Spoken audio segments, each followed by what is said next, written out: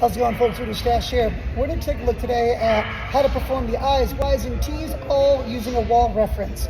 The reason I want to use this is because most of us, when we do our things overhead, reaching up, the rib cage peels up, the lower back gets extended and shortened back in through here. So what we want to think about instead is that rib cage staying down. So we begin by getting up against a wall. I'm going to visualize my fingers. So if you look right here, right now there's a gap because my rib cage is up, my pelvis is dumped forward. If I have a finger on my rib cage and I slowly push that thing down, watch what the pelvis does right here. As I'm pushing down, it tuck, tuck, tuck, tuck, tuck, tuck, tucks.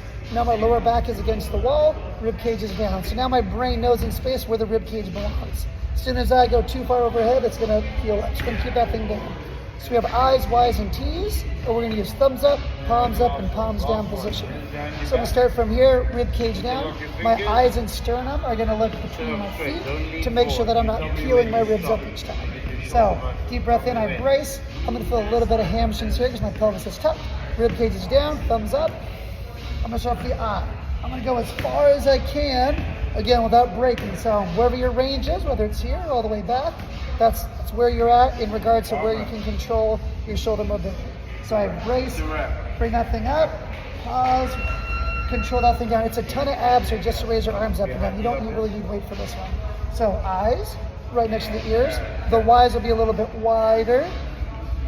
And then I do some T's here, just opening that thing up. These are probably the least challenging from this position, but the I's and Y's are really where you'll really feel the work here between keeping the ribs down, feeling those obliques and abs working.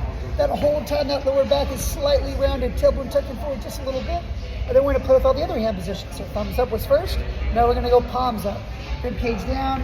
This is probably usually the most limiting for most people, but everyone's a little different. I like to take a breath within your end range.